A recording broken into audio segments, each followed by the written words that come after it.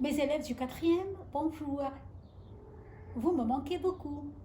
Aujourd'hui, nous allons parler des verbes du premier groupe. Comment peut-on reconnaître et distinguer les verbes du premier groupe? En français, on distingue 3 groupes de verbes. On distingue ces 3 groupes de verbes d'après leur terminaison. Alors, quelle est la règle générale du premier groupe? Le premier groupe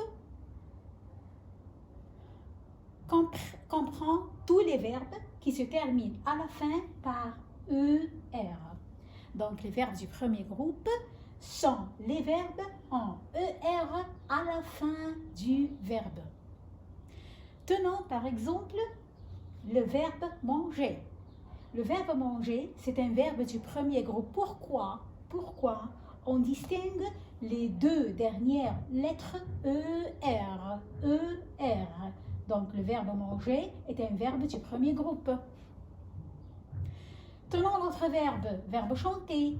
Comment il se termine? Il se termine par ER à la fin. Donc, c'est un verbe du premier groupe. Le verbe jouer. Le verbe jouer, comment il se termine ici? Le verbe jouer se termine toujours par ER. Donc, c'est un verbe du premier groupe. Le verbe regarder se termine par ER. Donc, c'est un verbe du premier groupe. Etc. Alors, tous les verbes qui se terminent par ER à la fin, c'est un verbe du premier groupe. Mais il y a ici une exception. Quelle est l'exception de cette règle? On déduit aussi que la règle générale, c'est tous les verbes du premier groupe se terminent en ER à l'infinitif du verbe. Mais on a une exception de cette règle, c'est le verbe aller. Le verbe aller. Pourquoi on considère le verbe aller est une exception du premier groupe? Pourquoi? Regardons ensemble le verbe aller. Le verbe aller se termine à la fin par ER. Et malgré ça, le verbe aller n'est pas considéré comme un verbe du premier groupe. Pourquoi? Contemplons bien la conjugaison du verbe aller. La conjugaison du verbe aller est complètement irrégulière. Ici, le verbe aller au présent. Je vais. Tu vas, il et elle va, nous allons, vous allez, ils vont et elles vont. C'est une conjugaison totalement irrégulière. Donc, quelle est la conjugaison des verbes du premier groupe? Quelle est la conjugaison? Quelle est la règle de conjugaison?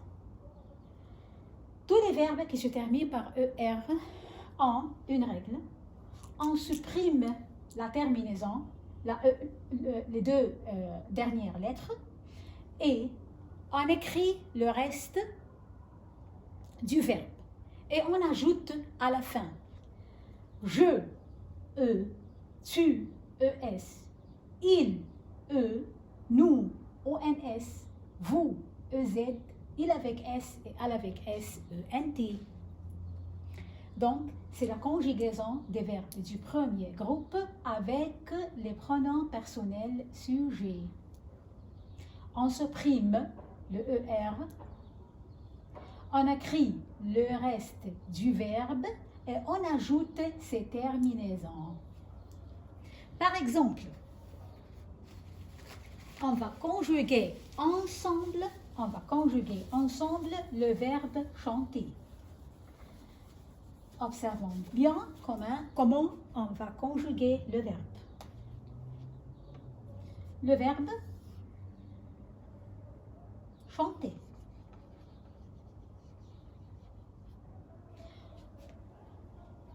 Pourquoi on considère le verbe chanter comme un verbe du premier groupe? À cause de la terminaison ER. Donc, c'est un verbe du premier groupe. Comment on va conjuguer le verbe chanter? Avec les pronoms personnels sujets, je, tu, il, nous et vous, il avec S et elle avec S. On écrit au début les pronoms personnels sujets. je, tu, il et elle, nous, vous, il avec S et elle avec S. Je veux conjuguer le verbe chanter, qui est considéré un verbe du premier groupe, avec ces personnes. Comment on va conjuguer le verbe chanter? On va supprimer les deux dernières lettres comme ça. On va écrire le reste du verbe.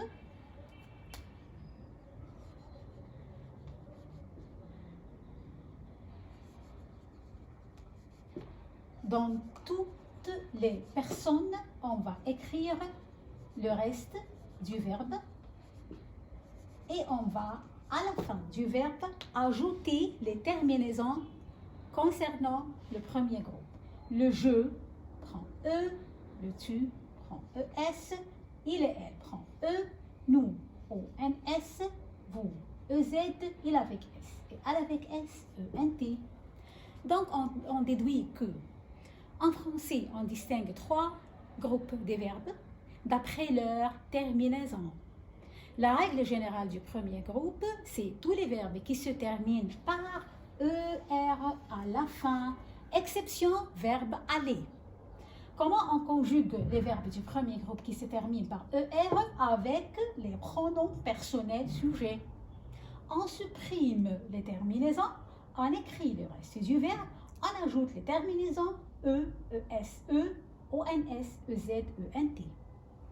Et merci à vous, à la prochaine fois.